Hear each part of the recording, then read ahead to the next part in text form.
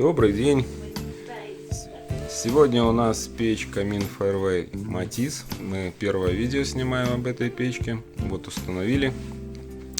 Что хотелось бы сказать. Печка, практически копия норвежской печи Йотл. Только, конечно, стоит она дешевле, где-то на процентов 70. А так все остальные функции, плюс даже здесь потяжелее, на 122 килограмма, Йотл там порядка 105 где-то. Чугуна здесь побольше, поэтому теплоемкая. И регулировки.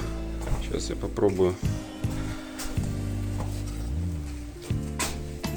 порегулировать. Значит, у нас сейчас все открыто. Шибер открыт. Верхняя подача открыта и нижняя. Перекрываем нижнюю. Сейчас посмотрим, что происходит. Тяга хорошая. Здесь практически 5 метров дымохода. Более чем достаточно. Закрываем верхнюю подачу.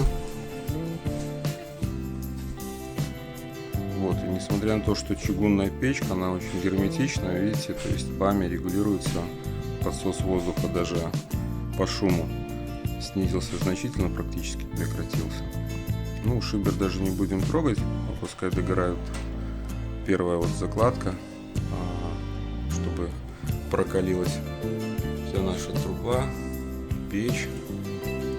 Замерили температуру. В принципе, так как печка подового горения, температура даже трубы где-то на уровне 150 градусов, это градусов даже стартовой. И соответственно сэндвичи там где-то порядка 40, 45, 50 градусов. Открою, чтобы эта подача нижняя для растопки только в принципе нужна. Она спокойно горит прекрасно и без нижней подачи. Закроем ее полностью. Как здесь получилось в интерьере. Черно-белое сочетание. Все красиво, конечно, получилось. Приходите к нам, Алибегова 12Б. Будем рады помочь выбрать вашу печь, ваш камин. Я его хозяйка очень довольна. Хозяйка очень довольна, да. Выбросила печку русскую, а поставила тумбочку. Отлично, тепло, хорошо. Да, так что ждем вас. И дрова хорошо, 45 сантиметров длины. Даже можно пол-метра положить по пирожку. Да, это очень удобно. Это очень удобно.